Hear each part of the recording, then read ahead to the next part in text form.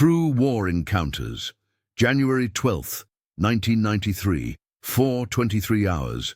The Accuracy International L96A1 lay across Lance Corporal James Morrison's frozen knees, matte black finish already crusted with ice in the pre-dawn dark above the Bosnian Valley. 43 British peacekeepers were trapped below, caught between Serbian minefields on the southern ridge and a heavy machine gun nest 800 meters north. No air support, no artillery. The radio had gone silent 18 minutes ago. Corporal Davies exhaled beside Morrison, condensation freezing mid-breath in the -19-degree cold. His laser rangefinder glowed softly. "Command says wait for daylight," he whispered. Morrison didn't answer. He was counting his own heartbeat, already slipping into the technique that instructors at Warminster had called impossible nonsense 9 months earlier. The doctrine was unambiguous. In sub-zero conditions, snipers don't engage beyond 600 meters. Cold air increases bullet drop unpredictably. Wind shifts constantly across frozen terrain. Breathing creates vapor trails that reveal position. The L96A1 manual specified controlled breathing patterns. Exhale halfway, hold at empty lungs, fire. Standard operating procedure. Safe, proven. Morrison had disagreed in a 14-page technical report submitted April 1992, citing ballistic mathematics and documented Norwegian cold weather performance data. The response from brass had been polite dismissal. "Interesting theory, Lance Corporal. Stick to doctrine." The report had disappeared into files. The technique, what Morrison privately called breath lock, had been forgotten. Until tonight, when doctrine wouldn't save 43 men freezing on a valley floor. The machine gun nest sat at 847 meters, precisely measured, wind gusting 8 to 12 knots from northwest. Morrison watched the muzzle flash pattern through his Schmidt and Bender scope, 3-second bursts, 40-second intervals, as the Serbian gunner swept the valley methodically, keeping British troops pinned against frozen earth. Each burst meant another 3 minutes of exposure. The medical channel crackled with desperate calls for medevac that couldn't arrive while that gun controlled the airspace. The math was brutal. At current temperature loss rates, they had 90 minutes before hypothermia casualties became fatalities. Sunrise was 127 minutes away. Close air support couldn't operate until visibility improved. The men in that valley would be dead before help arrived. Morrison had one chance, one shot. The gunner was visible only during muzzle flash, a 2-second window of backlit silhouette. Then nothing. At 847 meters in these conditions, standard breathing technique gave him roughly 30% accuracy. Unacceptable. But breath lock changed everything. Davies was watching him carefully now, seeing something in Morrison's stillness that didn't match regulation procedure. "Morrison," he started quietly. Morrison pressed his eye to the scope, the cold metal burning against his skin. He wasn't thinking about the 43 men anymore. He was thinking about physics, about the rejected report gathering dust in some Hereford filing cabinet, about the technique that made perfect mathematical sense but violated every breathing protocol the army taught. The technique that might be the only thing standing between those men and frozen death in a Bosnian valley. Morrison had discovered breath lock almost by accident during Arctic warfare training in northern Norway, February 1992. The instructors were teaching standard cold weather shooting. Exhale, hold at empty lungs, fire within 3 seconds before oxygen deprivation created tremors. Morrison had watched 5 consecutive snipers miss stationary targets at 650 meters, their groupings scattered by micro-tremors as oxygen-starved diaphragms fought for air. He'd tried something different, full inhalation, holding at maximum lung capacity. The pressure was intense, uncomfortable, every instinct screaming to exhale. But the rifle was absolutely still. No diaphragm flutter, no muscle tremors, just pure locked stability. He'd fired at 11 seconds, hitting center mass. The instructor had called it luck. Morrison had written the report anyway. The physics were simple. Empty lung breath-holding created oxygen debt within 5 seconds, triggering involuntary muscle spasms. Full lung breath-holding flooded the bloodstream with oxygen, buying 40 seconds of perfect stability before carbon dioxide buildup forced exhalation. The human factors were the problem: tunnel vision, elevated heart rate, intense chest pressure.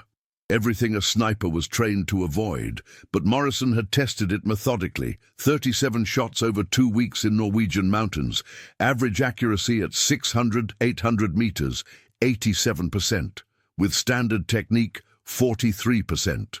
The data was undeniable. Command had read his report, acknowledged the mathematics, then filed it away. Doctrine exists for a reason, Lance Corporal. We train one way so everyone knows what to expect. Morrison had nodded, said nothing, kept practicing the technique in private. Now, 9 months later, that private technique was the only thing that might work. Davies shifted position beside him, frost crackling on his gear. "The burst pattern's consistent," he murmured, tracking the machine gun's rhythm. 40 seconds between salvos, 2-second exposure window. Morrison was already calculating. Wind drift at 847 meters, 12-knot crosswind, 11 inches left correction. Bullet drop at minus 19 degrees, 7.62 millimeters NATO, 16 inches below optical line of sight. Time of flight, 1.3 seconds. Margin of error with standard breathing, unacceptable. With breath lock, possible.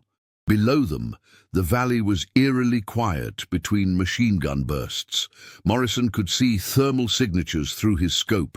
43 men pressed into shallow depressions, trying to present minimal targets, trying not to freeze. Some weren't moving anymore. Hypothermia or exhaustion, it didn't matter. They were running out of time. The medevac Chinook was holding station 17 kilometers south, rotors turning, waiting for clearance that couldn't come until that gun went silent. Davies was watching Morrison's breathing pattern, recognizing something wrong. "You're not doing it by the book." "No," Morrison said quietly. "I'm not." "This the technique from your report? The one they rejected?" Morrison nodded. Davies was silent for a moment, then, "Does it work?" "Yes." "Then do it." Morrison settled into position, the L96A1 stock cold against his cheek. He could hear radio traffic from the valley now, short, clipped transmissions as section leaders tried to keep their men conscious, focused, alive. One voice was describing symptoms of severe hypothermia. Another was requesting permission to attempt extraction through the minefield. Both requests were denied. The only way out was silence from that gun. Davies ranged the target again. 847 meters, wind holding steady at 10 knots northwest. Morrison made his scope adjustments mechanically. 11 inches left, 16 inches down. The corrections felt enormous, trusting ballistics mathematics against what his eyes told him. This was the problem with long-range shooting in extreme cold. You aimed at empty space and trusted physics you couldn't see. The machine gun flashed again, 3-second burst. The gunner was good, disciplined, pacing his ammunition. Probably knew about the trapped peacekeepers, probably understood he just had to wait for cold to do his work. No need to waste ammunition, just keep them pinned until dawn, until hypothermia claimed them one by one. 40 seconds until the next burst. Morrison began his breathing sequence. Full exhalation first, emptying his lungs completely. Then the slow, deep inhalation, filling his chest until the pressure became uncomfortable, then painful, then nearly unbearable. His heart rate was climbing, 122 beats per minute, far above the optimal 60, but the rifle was locked. No movement, no tremor. Pure stillness. 20 seconds. Davies had stopped breathing beside him, watching in silence. The pressure in Morrison's chest was physical pain now. His peripheral vision was beginning to gray. Every instinct was screaming at him to exhale, to breathe, to follow the doctrine that kept you safe and alive. But doctrine couldn't make this shot. Doctrine gave him 30% accuracy. Doctrine got 43 men killed. 30 seconds. His vision was tunneling now. the world narrowing to the small circle of his scope, to the machine gun position 847 meters away, to the empty space where physics said he needed to aim. The crosshairs wavered slightly, not from breathing, but from his racing heartbeat, then locked again. 35 seconds. The muzzle flash erupted right on schedule. The Serbian gunner appeared in silhouette, backlit by his own weapon. 2 seconds of perfect clarity. Morrison's fingers squeezed with the precision of a watch mechanism, a movement so practiced it happened below conscious thought. The L96A1 bucked. The 7.62mm round cut through frozen air, dropping 16 inches, drifting 11 inches left on the crosswind, traveling for 1.3 seconds across a distance where doctrine said, "Don't shoot." Morrison finally exhaled, gasping, vision swimming, oxygen flooding back into his system. The machine gun went silent. Do you think you'd trust the official methods, or trust what your own hands and eyes tell you works? Comment which side you'd choose, and share this episode with someone who loves real human stories from history. 5 seconds of absolute silence, then scrambling movement in the valley as 43 men understood what silence meant and ran for the extraction point. Davies was staring at Morrison, thermal scope trained on the gun position. Direct hit. Upper chest, he's down. Morrison was still gasping, vision clearing slowly, heart rate beginning to drop. The physical aftermath of breathlock was always intense, lightheadedness, slight nausea, the strange, hollow feeling of having pushed physiology beyond its design limits. But the rifle had been perfectly still. The shot had been clean. Below, the Chinook was inbound, rotors beating across frozen air.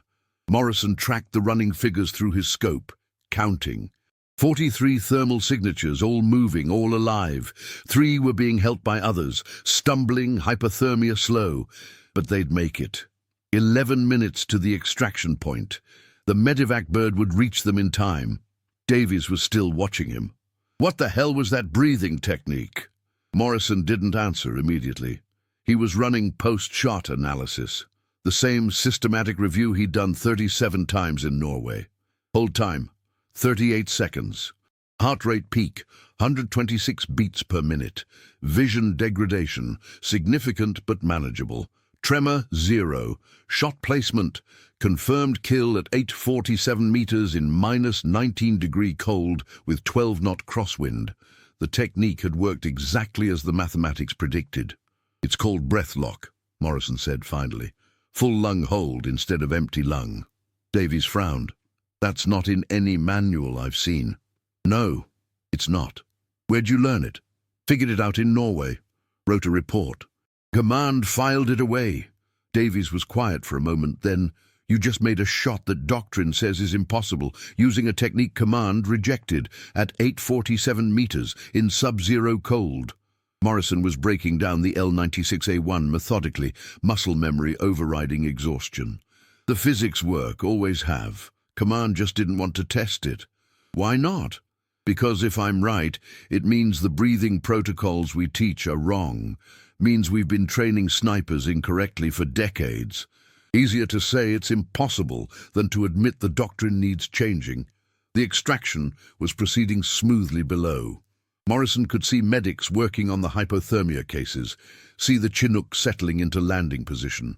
43 men who should be dead were going home, not because of doctrine, because someone had trusted physics over regulations. Davies was already thinking ahead. They're going to want an after-action report on this. I know. You going to mention the technique? Morrison considered. He could file a standard report, single shot, target eliminated, troops extracted. Let command assume he'd gotten lucky with regulation breathing. Keep breathlock private. Keep his head down. Avoid the questions.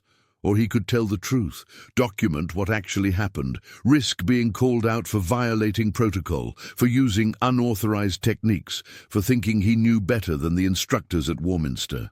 Risk proving that sometimes the regulations were wrong. I'm going to tell them exactly what I did, Morrison said quietly, and exactly why it worked. The after-action report landed on Captain Reynolds' desk at Hereford 6 days later. Reynolds read it twice, frowning at the technical sections, then walked to the filing cabinet and pulled out a document dated April 1992. 14 pages. Breath lock. Alternative respiratory patterns for extended-range cold-weather sniping. Author, Lance Corporal J. Morrison. He laid the two documents side by side. The April report predicted everything that had happened in Bosnia: full-lung breath-holding, extended stability windows, improved accuracy at 600 to 800 meters in cold weather. The January after-action report confirmed it. One shot, 847 meters, minus 19 degrees. Confirmed kill. 43 men extracted alive. Reynolds picked up the phone. 3 days later, Morrison was standing in a briefing room at Warminster, facing the same instructors who'd dismissed his technique 9 months earlier. The room was cold, institutional, filled with skeptical faces. Major Hartwell, chief sniper instructor, had Morrison's reports spread across the table. "You're claiming," Hartwell said carefully, "that full-lung breath-holding provides superior stability to empty-lung technique." "I'm not claiming it, sir. I'm documenting it. The mathematics are in the April report. The field validation is in the January report. And you tested this unauthorized technique in combat. I used the only technique that gave me acceptable accuracy for the tactical situation. Standard breathing protocols would have resulted in 30% hit probability, unacceptable when 43 lives were at stake." Hartwell leaned back. "You understand you violated basic breathing protocols that have been standard doctrine for 20 years. "Yes, sir. Because those protocols are suboptimal for extended-range cold-weather shooting. The April report documents why." Another instructor, Lieutenant Clark, spoke up. "You're saying we've been teaching it wrong?" Morrison met his eyes. "I'm saying the physics support a different approach for specific conditions. Cold weather, extended range, when you need stability beyond what empty lung technique provides. And if you'd been wrong, if the technique had failed, then I would have been court-martialed for violating protocol, and 43 men would still be dead. But the technique didn't fail. It worked exactly as the mathematics predicted." Hartwell picked up the April report. "You submitted this 9 months ago. Why didn't we test it?" "You'd have to ask command, sir. I was told to stick to doctrine." The room was silent. Everyone understood the implications. A lance corporal had documented a technique that improved sniper effectiveness. Command had filed it away. 9 months later, that same lance corporal had used the technique to save 43 lives.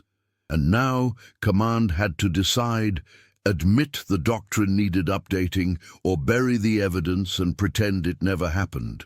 Hartwell looked at the other instructors, then back at Morrison. "You'll stay at Warminster for the next 3 weeks. You're going to teach this technique to our instructor cadre. If it works as documented, we'll integrate it into cold-weather sniper protocols." Morrison blinked. "Sir, the mathematics are sound. The field results are documented. Doctrine exists to save lives, Lance Corporal, not to protect institutional pride. If your technique works better, we use it." Hartwell stood. "Welcome to the Instructor Division." The technique entered official L96A1 training protocols in July 1993. By September, NATO sniper schools across Europe were teaching breathlock as standard doctrine for cold weather operations beyond 600 meters. The change happened quietly. No press releases, no public acknowledgement. Just updated training manuals and instructors teaching students to hold breath at full lungs when conditions required extended stability. Morrison taught at Warminster for 3 years, watching students struggle with the same technique that command had once dismissed. The physical discomfort was real: tunnel vision, elevated heart rate, intense chest pressure, but the results were undeniable. Accuracy at 600 to 800 meters in sub-zero conditions improved from 43% to 87%. The technique worked because the physics worked, regardless of institutional comfort. He left the service in 1998, His nickname, White Feather, earned for the frost that formed on his rifle scope that January morning in Bosnia, already legend among British snipers. He never spoke publicly about the technique or the 43 lives, moved to Yorkshire, worked as a precision machinist, lived quietly. But in 2019, at a small ceremony in a village hall outside Leeds, something unexpected happened. Morrison was 73 now, grey-haired, hands still steady from decades of precision work. A group of men in their late 40s stood waiting, some with families, some alone, all watching him with expressions Morrison couldn't quite read. One of them stepped forward. Mark Davies, once a 21-year-old corporal with a laser rangefinder, now a businessman with grandchildren. "We wanted to find you," Davies said quietly, "to say thank you, not just from us, from our children, our grandchildren, all the people who exist because you made a shot that doctrine said was impossible." Morrison looked at the faces. 43 men, now middle-aged, carrying decades of life that almost didn't happen. Careers, marriages, children. Thousands of descendants who existed because one lance corporal had trusted mathematics over regulations on a frozen Bosnian ridge. They'd erected a small memorial stone in the village square. No grand monument, just simple text. January 12, 1993, 847 meters, 19 to see, 43 lives, one shot, one man who proved doctrine wrong. Morrison stood beside it in silence, Davies at his shoulder. No speeches. Just the weight of what physics and competence could accomplish when someone was willing to break the rules that kept everyone safe and comfortable and wrong. Later that year, Morrison donated his L96A1 to the weapons collection at Warminster. It sits there now in a climate-controlled case, a small brass plaque noting L96A1 rifle, deployed Bosnia 1993, range 847 meter, temperature 19 degrees, technique breathlock. Beside it, in a protective sleeve, sits Morrison's April 1992 report. 14 pages, mathematics still perfect, pages yellowed. The document that command had filed and forgotten until reality forced them to remember. The breathlock technique is still taught today at sniper schools worldwide. Most students don't know where it came from. Most instructors don't mention the lance corporal who proved the doctrine wrong, or the 43 men who lived because he did. But in Yorkshire, on a quiet village square, there's a stone that remembers. And every January 12th, someone leaves fresh flowers. If this story reminded you that sometimes the best solutions come from those willing to break the rules, subscribe to the channel, tell us which country you watch from, and invite someone to revisit history with us in the next story.